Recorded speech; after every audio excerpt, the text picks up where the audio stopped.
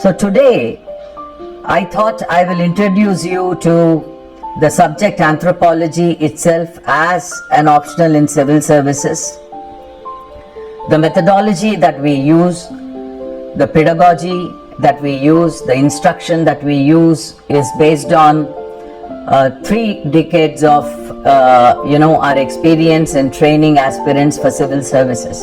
Let me first give you a brief introduction as to what anthropology is.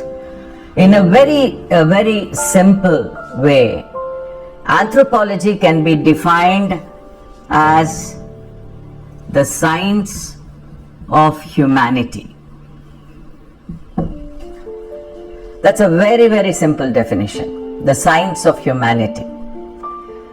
The reason why we define it as a science of humanity is essentially because of the very word anthropology.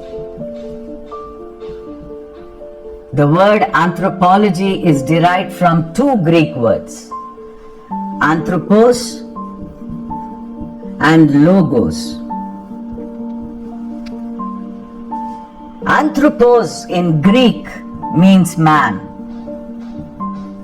and logos means a science, a reasoning, logic, or a study. There are multiple connotations to the word logos which we shall be seeing subsequently. We are going to explore that term for a very long time to come. So when we try to translate this Greek nomenclature given to anthropology into an English definition, it simply means a science of humanity. It essentially looks at 3 aspects of man: the human biological nature, the human social nature, and the human cultural nature. So that's what anthropology is in a nutshell. We will be looking at it in a great detail in our very first class. Introduction to Anthropology is where we will be looking at the definitions, the meaning, the scope, and the evolution of this discipline in a great detail. Let me first give you an overview about anthropology as an optional for civil services. It's a very popular discipline, and it is not only popular, but people have been succeeding in this exam by taking anthropology as an optional for a very long time. And there are various reasons why aspirants to civil services choose anthropology. The first, and probably by far one of the most important and obvious reasons, is it is easy to understand. The reason why it is easy to understand is because who are we studying? We are studying ourselves. The object of study is us, the subject of study is also us. You and I are not talking about another species. We are going to talk about our family, our marriage, our kinship, our economic and political systems, our religion. It's very easy to understand. You can relate to the subject very easily, is because you are studying about yourself. And that's one of the reasons why anthropology, is something that you can relate to in your everyday life. I can assure you one thing, that by the time we are 20% into this course, you will start seeing anthropology everywhere. Number 2, you don't require a prior academic knowledge or academic background in anthropology. In fact, anthropology as a discipline at an undergraduate or a postgraduate level is offered by very few universities. And that itself is an advantage, is because you're not competing with somebody who is coming out of a university and taking this exam. Take for example sociology. You will probably be competing with people from the best of the colleges and universities, but not in the case of anthropology. You don't need an academic background. Yeah, one question people normally ask me is this biology. I'm not a biology student. Doesn't matter. 99% of the students we have and who have succeeded in this exam are actually from engineering and other backgrounds. So you don't need a prior background. In fact, it may interest you to know that the founding fathers of anthropologists were not anthropologists, they were philosophers. A person becomes an anthropologist by understanding and realizing the wisdom that underlies the human behavior. So this is anthropology. It's not necessarily something that demands an extraordinary academic professional background. And then number 3, very simple language skills. You know, there are subjects where you need to express yourself in very complicated and sophisticated language. But I don't think anthropology requires that kind of sophistication in English language. The concepts are pretty simple and you're expected to write everything in a very clear, lucid way. In fact, you can actually organize your answers in most of anthropology areas in point forms, so you can remember things very easily. You can present them in equally simple way and probably an illustration here and there to support your answer. And that's one of the reasons why people have been succeeding in this exam. And number 4, pretty concise syllabus, well-defined syllabus. That's the beauty about this subject. You know, everything that is expected of you, every topic, every subtopic, and every subtopic that you are expected to study is very clearly mentioned in the syllabus itself. So there are no surprises when it comes to the exam. The scope is pretty well defined. In fact, anthropology syllabus looks pretty elaborate in your notification, unlike other optionals, is because it's well defined. So you know what to study. And one of the things that's very important for this exam for civil services is you should know what not to study. And this is one area, this is one discipline whose syllabus is so well defined that you can manage it and maneuver through the syllabus very easily and clearly. And then predictability. That's another advantage anthropology has. There has always been a pattern that has been followed in anthropology syllabus.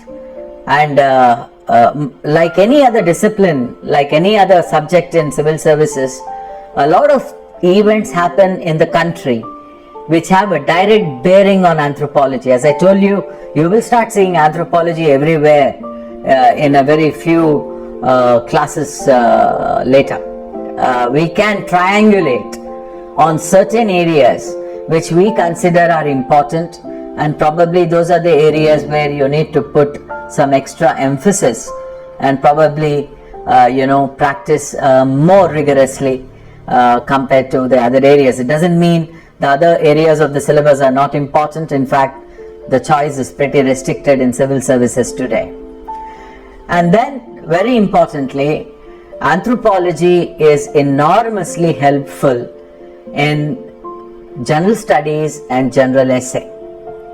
There are many areas of overlap between general studies and general essay. In fact, some of the areas of general studies do not require any specialized study if you happen to be a student of anthropology. There are many, in fact. Take for example, in general studies paper 1, you have so many multidisciplinary areas. Your Indian society, unity in diversity, your entire section on social welfare and social empowerment, SCs, STs, OBC welfare, minorities, regionalism, communalism, secularism, the issues relating to national integration, the role of self-help groups, the role of voluntary organizations, a critical evaluation of the constitutional provisions for the welfare of the vulnerable people in India.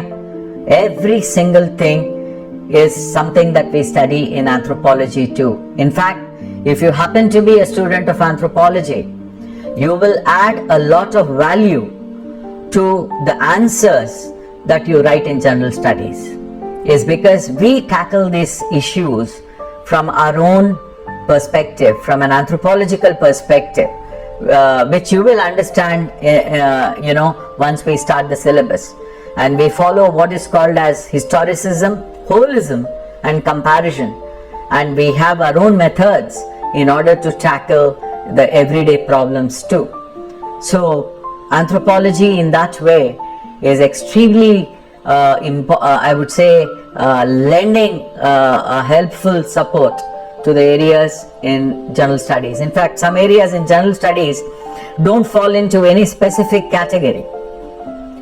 In fact, you cannot say that they are social science areas. You cannot say this is polity or this is history.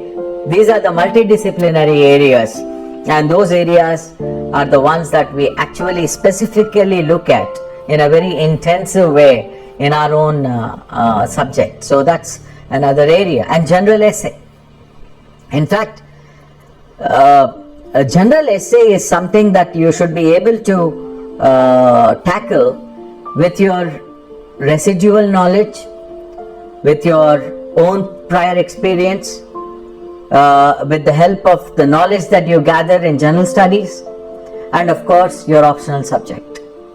And general essays again, become, I would say, enriched if you happen to be a student of anthropology, because you bring in those perspectives, you bring in those examples, and you bring in those dimensions which many people do not know exist when it comes to the social, economic, political, and other areas of our lives. Anthropology opens new windows of knowledge. It throws new light on old areas. So anthropology in that way is extremely helpful to tackle your general studies and your general essay.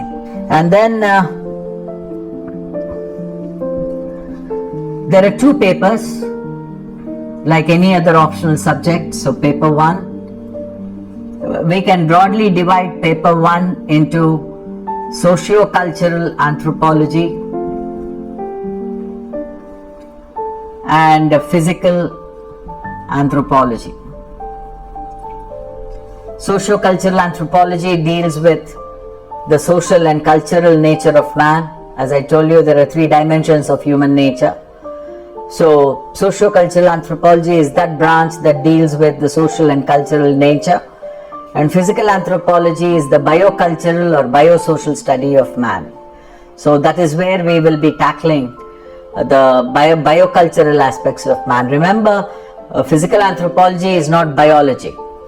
In fact, most of the books that people buy are written by biologists. They are not anthropology. Biology is different from biological anthropology, because you need to have